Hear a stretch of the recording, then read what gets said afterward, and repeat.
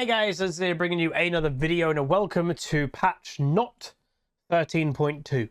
So we'll get into why it's not patch 13.2. This is actually patch 13.1.b, but it won't really make much of a difference. All the balance stuff is still happening. The reason why we're officially not having a brand new patch is because of this. So due to a recent social engineering attack at League, basically they had to delay the actual patch itself, but they still want the balance changes to go through.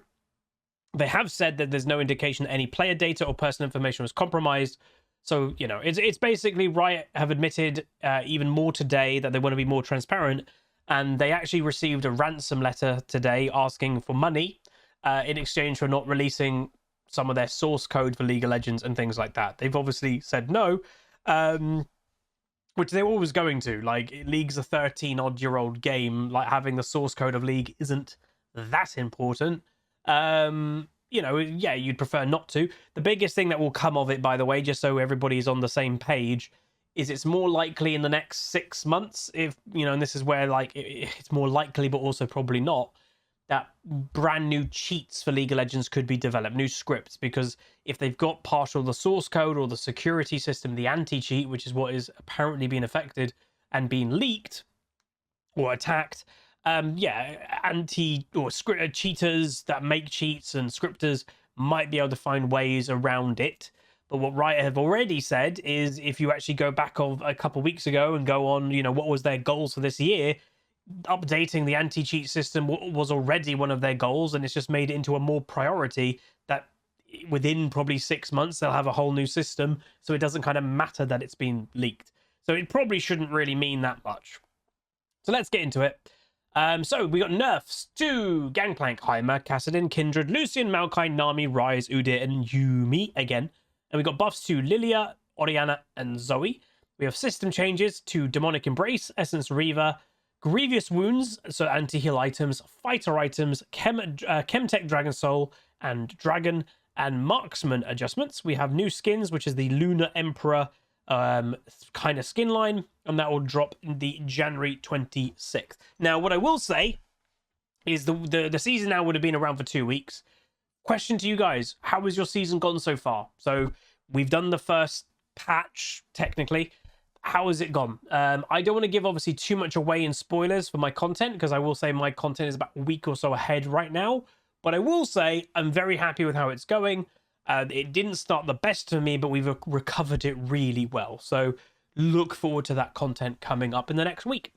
So first one, and people in my Twitch chat have actually been saying about all this, is like, Huz, you know Gangplank's really strong right now and you're not playing him. And yeah, I kind of missed the boat on this one. Apparently Gangplank was really strong. And I think he'll still be strong. But what they're doing, because of the changes that are actually happening to the AD carry stuff, including our AD carry items, it would give way too much strength to Gangplank, obviously now that his E kind of scaled off crit. So they're kind of knowing that he'll be able to buy both Navori Quick Blades and Infinity Edge. They're just toning him down before that. So I think it's fine. His AD growth is going down, and his bonus damage on crit strikes is going down to 5%. Still going to be very strong. So yeah, they're just preemptively nerfing, so his late game isn't basically impossible. And as they say here, the nerf will give him roughly equal to what he is already currently. It's just the buff to AD carry items that he'll use, it puts him kind of in that power area. Heimer, bit of an annoying champion actually of recent. Heimer, the problem with him, right? He's not actually that bad in mid, and he's not actually that bad in top. It's support that has actually ruined Heimer. And I imagine if, like, you're a Heimer main and you don't play support, you're probably really annoyed, because he's not a support champion. He was just taken there during Worlds, because Worlds always tries to innovate and kind of come with these surprise picks, and that was one with Worlds last year. So turret health is being nerfed, so they're squishier, and although they will do more damage in late game. So there's that. But that's based on, so not damage, they'll get more health based on your ability power. So early game they're not as obnoxious, but late game it will maybe kind of equal out when you actually got AP. And then the W, initial magic damage, is going down in both regards. A 10 damage nerf across the board each rank, and then a 10%, and that's a bigger nerf, 10% AP nerf for scaling. So yeah, that's pretty bad. Casa win. So I've obviously, by the time this video comes out, I've already uploaded one, I think, Kassadin game. Trust me, there's 1 or 2 more coming, because he is just, it's stupid not to pick him if he's not banned. You know, I will literally say that. I don't love playing him, but it is silly how dumb he is. And I will admit, Riot gave me these patch notes early this morning, and I actually had a little look through them just specifically to see a couple of things. One was to see what the Kassadin nerfs were, and this is not really a nerf. Technically, it's a nerf. Oh, the cooldown of E's going up. Yeah, sure. But the damage isn't being nerfed. His scaling's not being nerfed. None of his items are being touched. He's still going to be a level 16 monster. His damage will be, again, the exact same. And trust me, there's a video coming in the next week that I think 2 Kassadin games are coming. Both will highlight how stupid this champion is. I don't even play Kassadin, for God's sake. But also remember how they've changed his E, that his E comes off cooldown when spells and stuff go around him. He'll get it up still quite quick. But ultimately, your goal as Kassadin isn't, oh, I need to get my E, used in every single fight as many times as possible. You're just going to one-shot people eventually, so it doesn't even matter that much. So yeah, it's a big nerf to late game.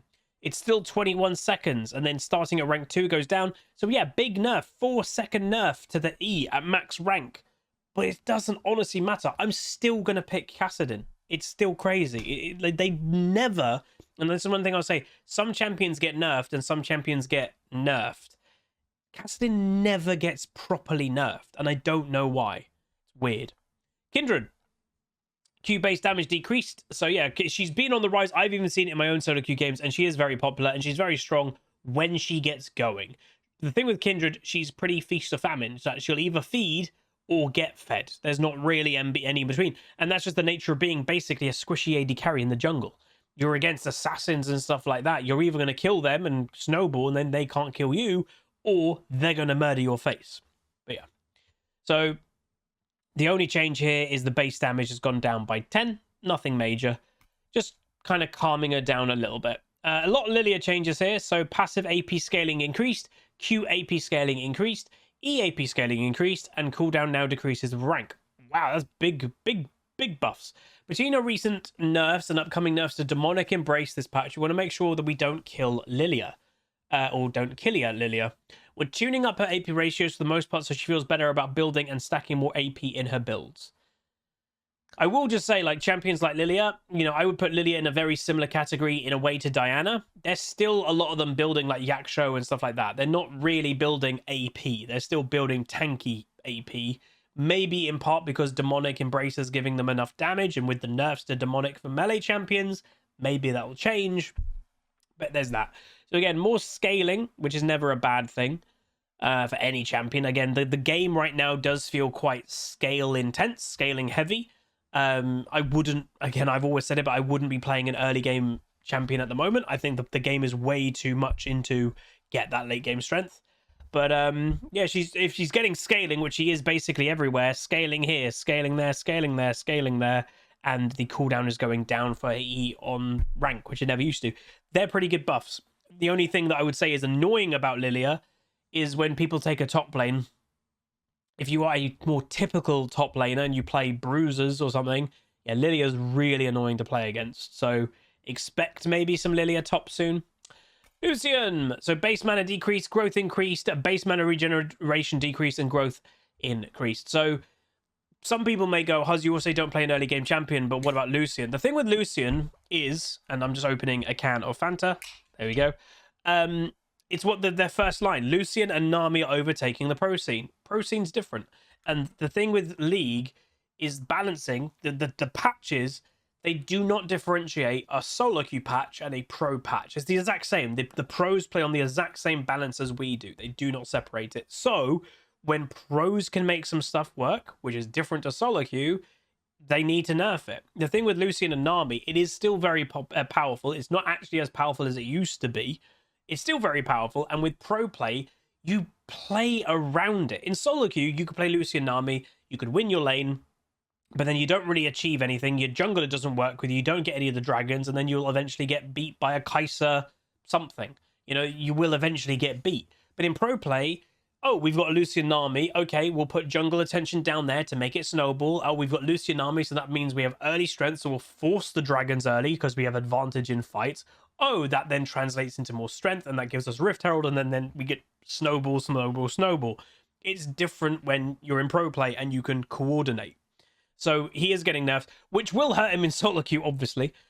Base mana is going down. Mana growth is going up, so that's actually better scaling. Base mana regeneration is going down, and base regeneration. So what they're doing is giving him less instant strength and giving him more scaling strength around his mana, because obviously he's a very mana-intensive champion. He's a very, he is an auto attacker, but he relies on his passive and spells to proc it a lot. So, and that gives him a lot more damage. So, yeah, fair enough. Maokai kind of has overtaken the jungle recently. I've played it a few times, which again, part and parcel is the demonic brace thing, but he was very strong. And the thing with Maokai that kind of made him really annoying, and even me playing him kind of made me realize he's a better version of Teemo. If you think about it, he really is. His saplings on a structure, so can't get, spotted and then just killed before they explode. They follow you. A Teemo Mushroom doesn't do that. Damage-wise, very similar, let's be honest. It's not an ultimate, so you can use it more. And it's got higher range. Like, he's basically a better Teemo, but can jungle. So, yeah, very powerful. So the Q bonus damage to monsters decreased, and E magic damage decreased, and that's the big one. So the bonus damage to monsters is going down. That will lessen his jungle clear, and the magic damage sapling toss is going down, so a little bit less from your bonus health. It was 6%, it's now 5%, and it was a 40% ability power ratio, it's now 35. And then over to the empowered one, which is obviously if you throw it into a bush, it was doing 12% bonus health, it's now only doing 10, and it was an 80% ability power ratio, it's now 70. So overall big nerfs there for Maokai. Now the one thing I will say, and I think it has been abundantly clear to me so far in my climb, is I'm partially doing it myself, but I'm never fully committing. The amount of people that are playing just literally the flavor of the month things is obscene. So, like, I've seen some junglers only play Maokai or Zac. That's it. And they are obviously going to get nerfed eventually. Maokai's getting nerfed now. I don't think Zac's getting nerfed, but he probably will. And Radiant will probably get nerfed as well. But those are the type of players that will ultimately screw themselves if they're not careful. Because, like, if, let's say, you're a Diamond 3 player last year, and that's kind of where you're supposed to be, and you managed already this season to get Diamond 1 playing Maokai because it was just busted, and now he's getting nerfed, but that's how you got to Diamond 1. He's now being nerfed, Demonic's being nerfed, his power level is going to go really down. That means, like, if you're, if you've just climbed because you're playing something crazy strong, you're going to struggle, like, big time. And a lot of people do that, and I think they fall into the trap of just playing the kind of the OP things a bit too much. But we'll see how it goes.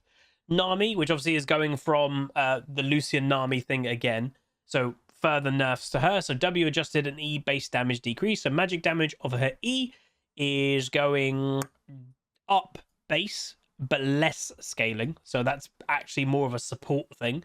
They're supposed to have high damage, base damage, but low scaling. That's why they're not mid lane mages.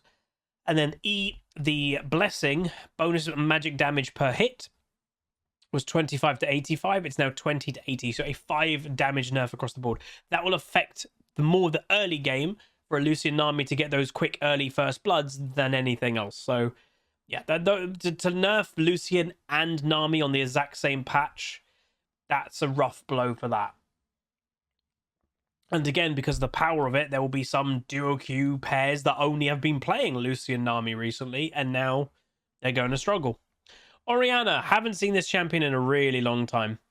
The thing with Orianna, right, is I've always said Orianna is one of the most stable mid laners in the game, and she's always one of the best balanced champions in the game, and that's true. But that's in line's the problem. So many people don't want to play the most balanced champion in the game. They want to play the strongest or the most OP. And that just leaves Orianna behind. So she's never really amazingly OP, but she's never amazingly weak. She's always just kind of there. So passive damage adjusted, Q damage increased to consecutive targets, and W mana cost decreased and R damage increased. Okay, so TikTok passive was doing 10 to 50 based on these levels. It's now 10 to 50 based on a more easily scaling level. So you're actually getting more damage kind of nicely scaled instead of these big jumps. Again, the passive, I'm not which is that one? Is that the one that does auto attack damage? I don't know, because she has an auto attack passive, but I don't know if it's that one. The command attack pass-through damage reduction. The ball deals 100% damage to the first target hit, and damage afterwards is reduced by 10% per enemy hit. The ball deals 100% damage now to the first target hit, and damage afterwards is reduced to 70% all enemies hit after. Okay, so it's technically a nerf if you're hitting like 2 people or 3 people, but it's a buff if you hit all 5 kind of thing. W, so that, you know, your main damagey thing. Mana cost is going down, always a nice thing there. And then the magic damage of her ulti, whoa, that's a big buff. Whoa, that's a really big buff. 50 damage here, but then maximum at 350 it did. So yeah, 50 buff here, 100 damage buff at rank 3, and 10% ability power. That is nice. Ooh, we might see some Orianna now, maybe. Big wombo combos. But I don't think they're nerfing Zac. So Zac jungle, Orianna mid, that can work really well.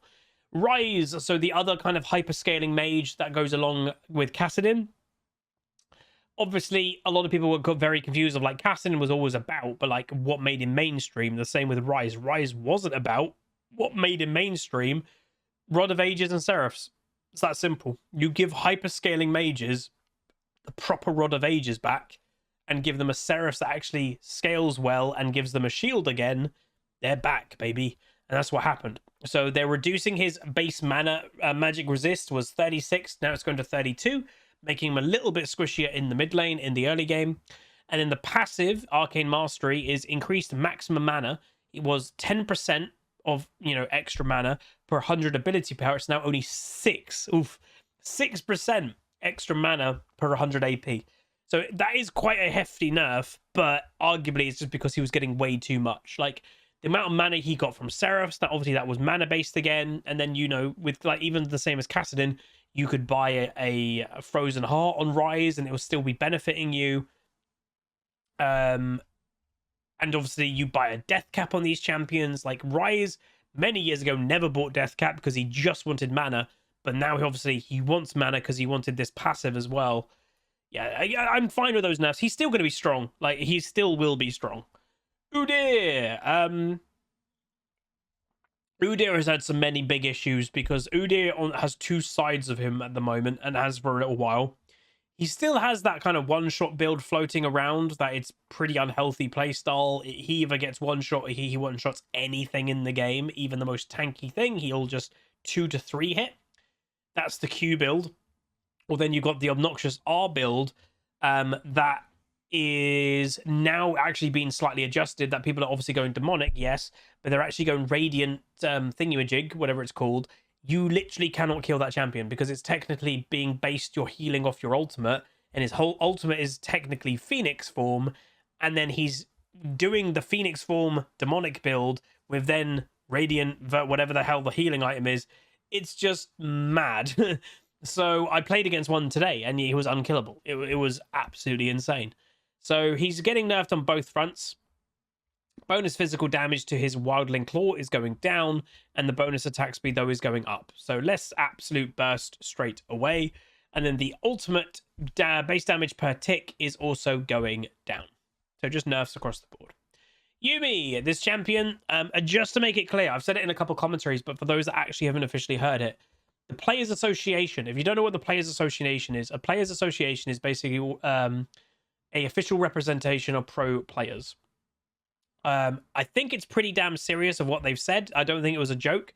The Players Association a few days ago tweeted that they are officially applying for Yumi to be just banned from pro play.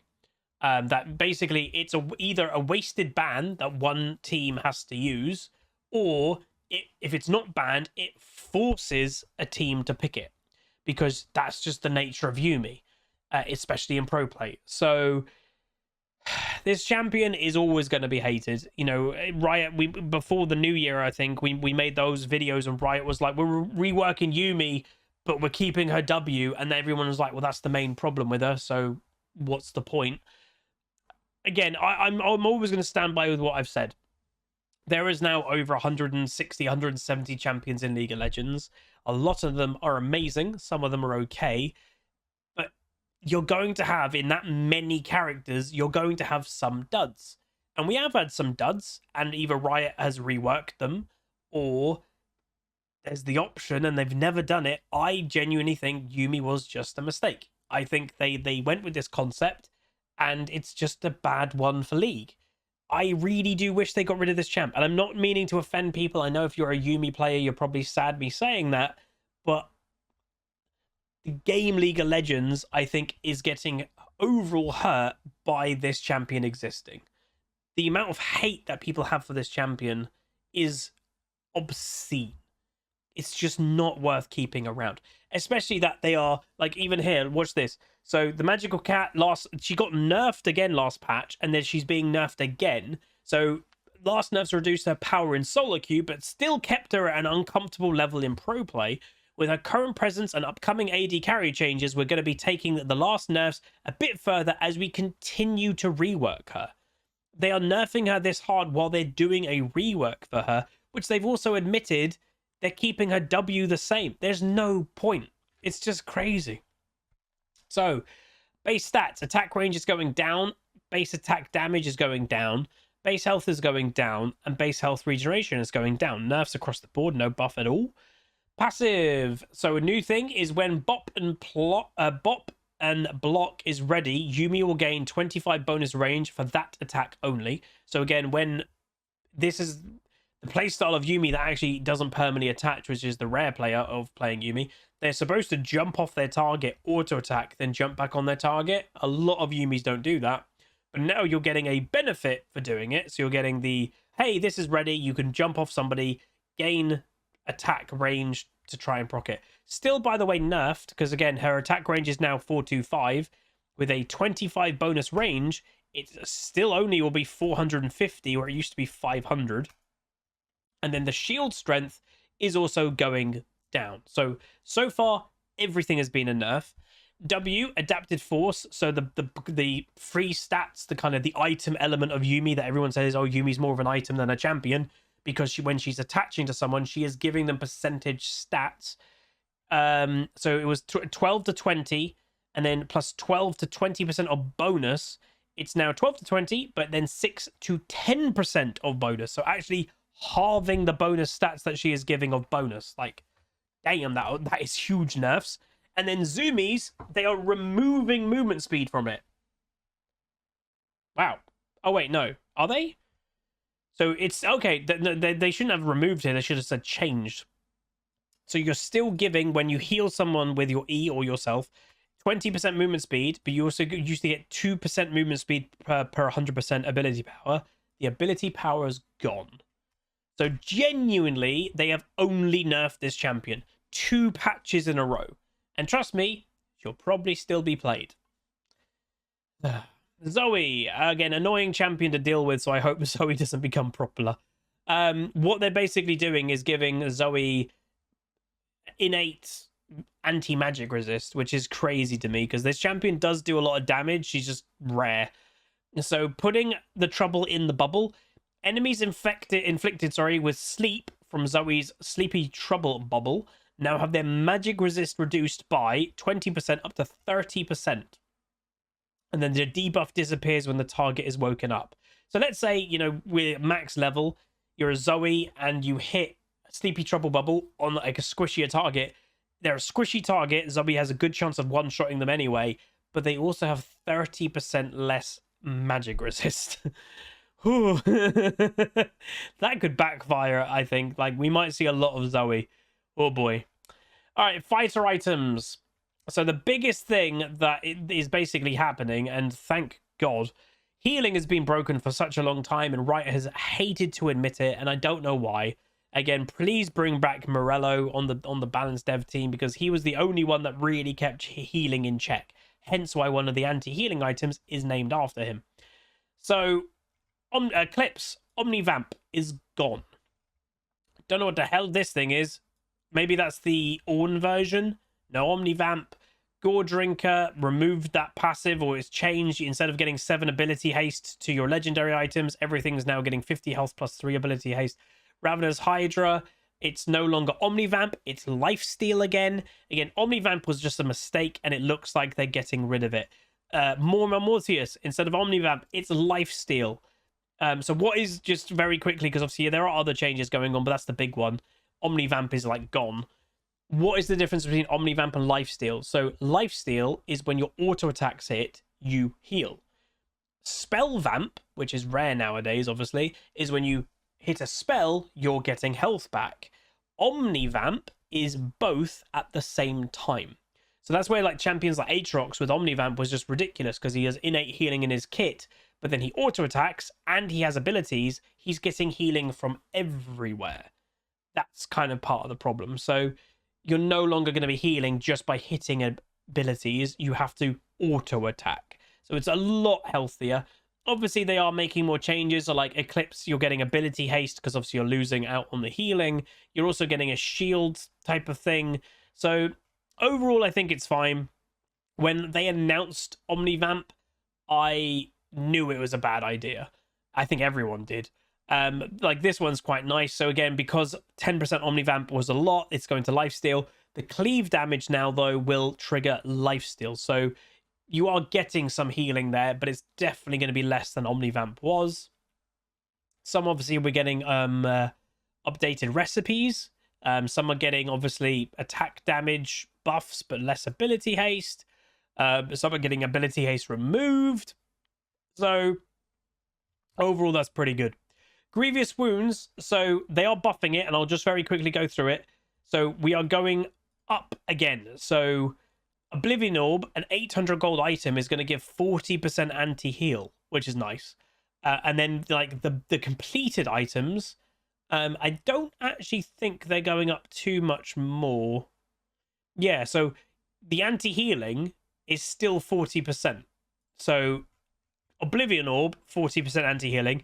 Morellonomicon is still 40%. It doesn't go up that way, but you're getting magic penetration now for buying it. So they're trying to make up for it a bit. Now, the question is that some people might have is like, why are they only buffing Morello and Grievous Wounds anti-heal to 40%? It used to be 60%.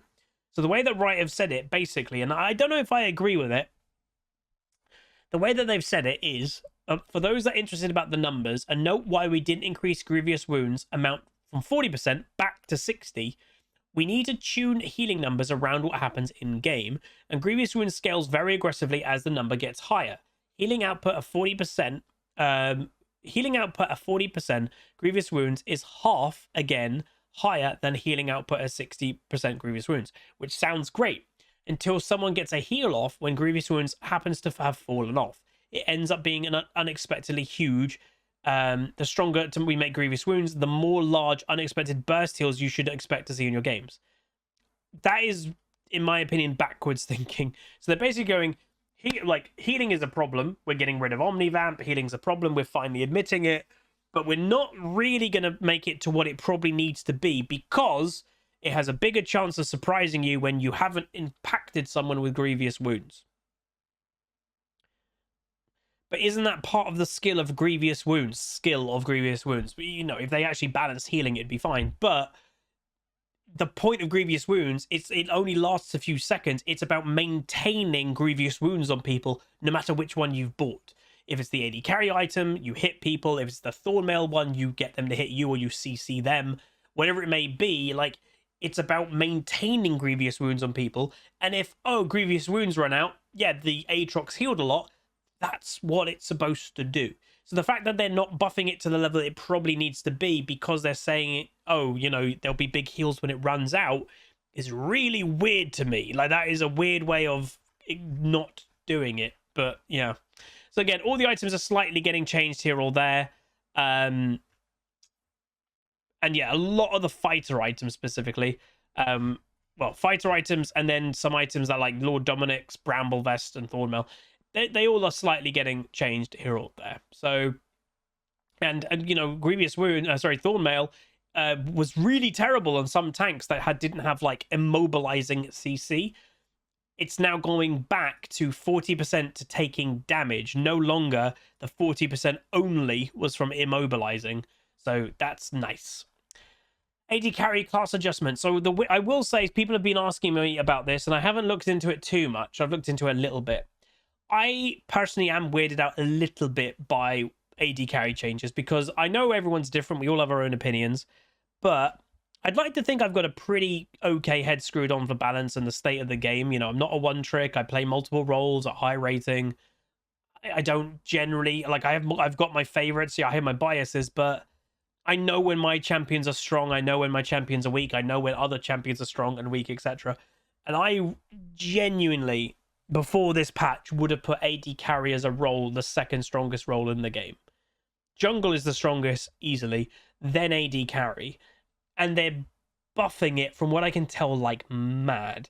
And the only way that me and my Twitch chat specifically have kind of said that makes sense why is because one of the latest devs on the balance team is Freak, the ex-caster, and he's an AD carry main. So I don't know, with his kind of sway, this is his first big thing that he's doing, and he loves AD carry, so he's doing something about AD carry. I don't know, but we'll see. So, while AD carries aren't strictly weak, League has gotten faster, and most of their best items have been pushed later into their builds over the years. We're adjusting Infinity Edge and Navori Quick Plays to make them available as second items, so that AD carries can access their most important power spike earlier in the game. But for those who find their team comp lacks proper peel, we've also buffed opt-in durability with a cheaper, shieldier Bloodthirster. Finally, we're alleviating late-game mana constraints on several AD carries who frequently run Presence of Mind. These buffs should give those specific champions more room to run healthier options like Triumph or Overheal. These are just crazy buffs. So the passive... So the passive perfection... Oh, so the cost is the same, right. So perfection required critical strike chance. You used to have 60% crit chance to make it worth it. It's now only 40.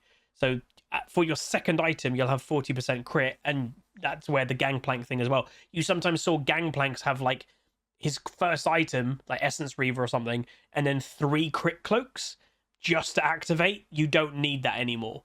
I also heard, and they haven't said it here, but apparently you might be able to buy both of these items now. Before you only could buy one, but there's, I think, weirdly it's not in the patch notes, but you might be able to buy both of these items, not just one. Bloodthirster, again, lifesteal's going down a bit, but you're getting a huge shield. So 180 shield starting at level 9, and then 450 at max rank, and the total cost is going down. Ooh, that's a strong. Champs like Samira and stuff like that will really like that. Hell, a Vayne probably will like that. A Draven will like that. Most AD carries will probably like that. And then these are the AD carries with the mana problems, I guess. So mana growth for Ashe, Caitlyn, Ezreal, Jhin with mana changes, Jinx with mana changes, Kai'Sa mana change, Misfortune mana change, Senna, Severe, Twitch, and Xayah. To be honest, most of them. So there's that. Blade of the Stupid Ruin King. This item has been overpowered for such a long time, and Riot refuses to nerf it. And by the way, they're still not nerfing it, pretty much. So Blade of the Ruin King was adjusted as part of the fighter item changes and the AD carry changes this patch. So to rationale for both of those changes extended to bulk as well. So the cooldown of it, of actually getting the proc, etc., is actually being nerfed. It was a 20 seconds. It's now going to 30. But ranged on hit damage, so a ranged champion buying Blade of the Ruin King, it's a buff. When again, probably doesn't need it, but it's a buff. It was 8% on hit damage. It's now 9%. And then the Siphon bonus magic damage is technically getting nerfed. And that isn't, I think, just for ranged champion. That's a nerf to the item. So this is actually a bit of a nerf to this item. It still's going to be strong. It basically has the strength of a mythic item, but it's not a mythic item. So, like, again, the reason why I just don't like it so much, it's been strong for so long, and it should have been nerfed ages ago, but it just hasn't. They just ignore it. It's really weird. Demonic. So again, a bit of a problematic item that's kind of, again, created unhealthy playstyles in a lot of melee champions that probably really shouldn't be buying it. But Demonic Embrace is currently just a bit too good on melee champions and not viable on ranged ones. We think that Demonic should still be a strong item, just simultaneously mandatory on some champions while being extremely weak on others. So the maximum health burn was 1.8 for melee champs and 0.8 for ranged. It's now 1.6 for melee and 1% for range. So, you know, it's still probably going to be fairly strong. You know, a lot of people are like, that's only a 0.2% nerf for melee. It's a nerf. Maybe it could have gone a little bit more, because I still think Udyr will buy it. I still think Diana will buy it. But it's a nerf. It's also a ranged buff. So if I did do, you know, the Anivia build, I'm kind of doing the more modern build with Anivia. But eventually with that Anivia build, if you get, and I haven't yet, if you get to like 5th item of Anivia with the current build, you will buy a Demonic. I've just never got there. The games have been over before that point. Essence Reaver attack damage going up, and it's also going up in cost. We're getting some ARAM adjustments, death timer reduction for ARAM Earth.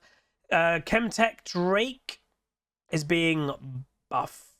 Yeah, it's being buffed. Okay, fair enough. So the tenacity and heal shield powers going up 1% each rank to 6. And then the Chemtech Drake Soul, again, 1% damage, resilience, and all that stuff as well. It's quite funny to me that they probably did go a little bit like less powerful with this, because just reminding, this was the dragon last season that they released. It was an absolute nightmare. They had to release it after a month or so of the season because people were quitting in droves because of this dragon. So they took it away. So again, it's like you could take Yuumi away. They have done it with the dragon, but they took it away and they've brung it back in a different form. So I think they've gone relatively, let's say, conservative with it. Like, don't be crazy at the beginning, and they can buff it up, rather than if it got re-released again and it's insanely strong, people will kind of go, oh, here we go again. But they haven't done that, so that's good. And in the upcoming patch, again, as I said, Lunar Emperor or Empress. It looks pretty cool, to be honest. Looks very nice. But anyway, that is going to be it. Patch 13.1b. Healing being nerfed and changed. AD carry item, or AD carry buffs. Obviously some champion adjustments. But yeah, the big ones to me are the fighter item adjustments, which include bye-bye Omnivamp. Because that there might be still some Omnivamp, but that is most of the Omnivamp that's in the game from items. So hopefully very soon, if that's not all of it, maybe Omnivamp will properly go away. That'll be nice. But that's gonna be it. If you guys enjoyed, do throw a like on it, throw a comment, throw a subscribe again. Let me know how the season is going for you. What I'll actually do, if you've made it to the end of the video, I still have some LPP codes for Winterblessed Zillion or Groovy, whatever it is, Gragas, I think. If you want to enter to that, leave a comment. Well, be subscribed, like the video, and comment down below how is your season going so far. Make sure to include your summoner name and server so I know who to give the code to if you win. And yeah, some of you, I think I'll draw maybe 2 codes per skin, and you've got a week to enter by the time this video gets uploaded. Anyway, that's gonna be it. I'll see you guys next time. Goodbye. Call down the reckoning to bring back hope and peace. Restore our glory to live forever. Bring down the dark regime. I know how to unleash eternal power.